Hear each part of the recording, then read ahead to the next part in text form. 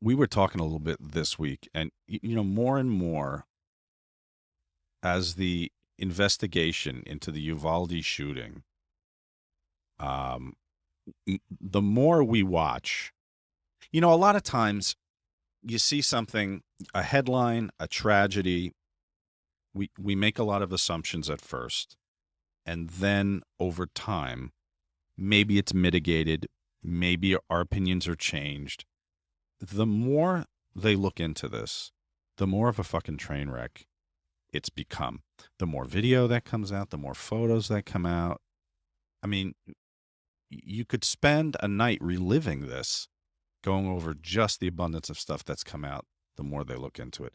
Now it's interestingly balanced this week with the was it Indianapolis? The shooter in Indianapolis. Yeah, so yeah, so you have on one hand you have uh, a school shooting uh, that has 370 plus armed personnel to show up to it, which is actually more than they had at the garrison that defended the Alamo. So you've got that situation, and then you got some whack job that for some reason goes to a mall in suburban Indianapolis, sits in the bathroom. I think he listened to Kliq this and got one. But if he would have rubbed one out, probably. yeah, he might have got that last rub. But anyway, I'm glad because that motherfucker went out. He shot the first person he saw, then he shot a young couple, fired a couple other rounds, and there was a 22-year-old with a concealed that was absolutely lawful. And the 22-year-old didn't have toxic shock, I think he fired 6 times and killed the motherfucker. So Yeah, and the kid he apparently had no military training, right? No, no. no law enforcement training. Just an amazing So shot. yeah, and that's the whole thing, with these school shootings is we've all heard everything that's went on. It was it was the Robb Elementary School thing. It was a fucking shit show from start to finish.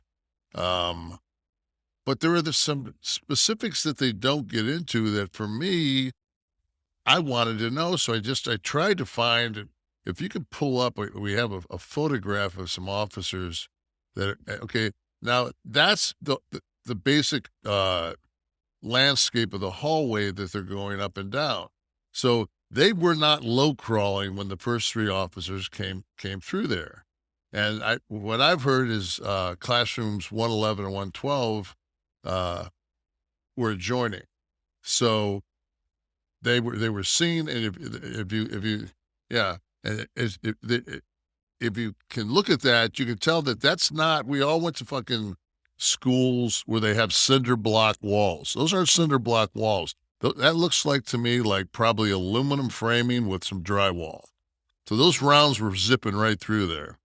Yeah, that right there. See, Yeah, that that's does not. definitely not blocked. No, That's that's not blocked. So from a standpoint of those first 3 guys, okay, they're you have to have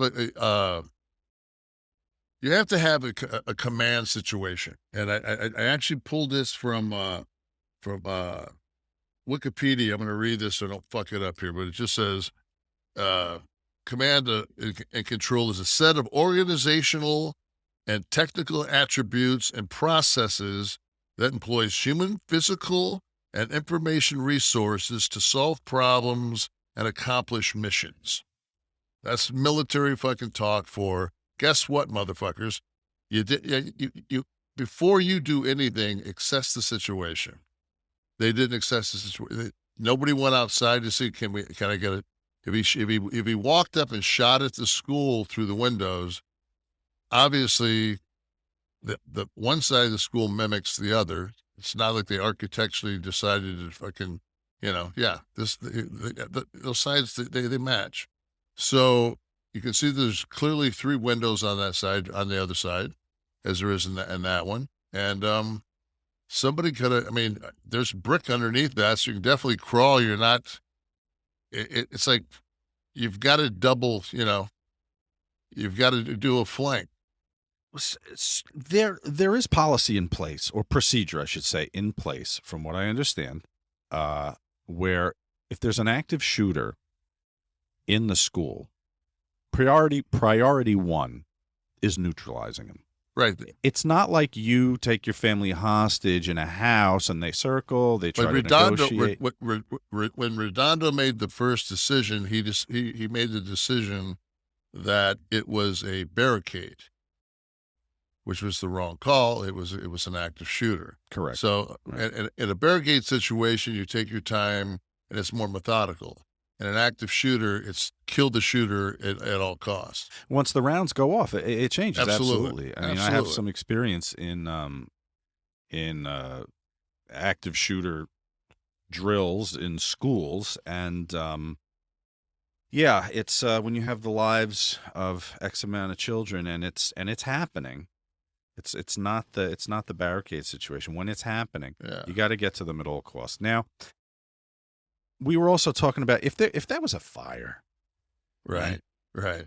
Fucking firemen would have been, if they couldn't get to the door, those fucking windows would have been busted out. That came through the fucking ceiling or whatever the fuck it would have took. Absolutely. And it shocked me that, maybe I'm just a bad order taker. I wouldn't be a good police officer or soldier, but nobody broke rank and went, "Who the fuck is making this call?" After hearing 10 bullets and 10 rounds go off and the screams, I would have broke rank and kicked the fucking door down. I probably would have. I know, I don't want to be a fucking the Monday armchair quarterback. I mean, the situation that the first three guys went in. I mean, Yeah, but 77 minutes. Wasn't it so 70 minutes? yeah, I mean, at some point, God, man, and I find out they had tear gas, they had masks. I mean, you're gonna tell me that you lob a couple of tear gas rounds in those rooms, that guy's, I mean, he's all of a sudden, man, it's not like the guy was a trained soldier of fortune. Like 9 out of 10 times, these guys have never fired the weapon. This is their first time of firing the weapon. So it's just like, I don't know. I mean, me personally, if I send my kid to school and you use tear gas to make sure that he doesn't take an AR round, I'm okay with it. yeah. And these fucking AR-15s are going nowhere. This is going to be something we're going to be dealing with for a long time. So we need to put together, you know, is there a data bank at each fucking school system that has schematics, drawings, some kind of so they can pull it up on a laptop. It would be secure. Pull it up on the laptop. In that Robb Elementary, that was rooms 111 and 112. We got it. We got an active shooter, 111, 112. Everybody fucking is on the same page. Now you've got radio situations there. You've got 25 different fucking agencies on 45 different. Guess what? Channels. Yeah. Yeah, you've immediately have to realize if you've got that problem, you've got to go to a different means. It sure is funny how they can get that fucking Amber Alert out to everybody's cell phone. So if you can't fucking have that same system there with that gives information, everybody's got a fucking smartphone. It's just Yeah, like the schematic hits everybody's boom, phone at the same time absolutely. from a central location. Yeah. Because give me a fucking Winchester and let me go to the fucking building next door. See, if I guarantee you the fucking guy's the tallest motherfucker in the room. Shame that kid from Indianapolis wasn't a teacher, right? Yeah.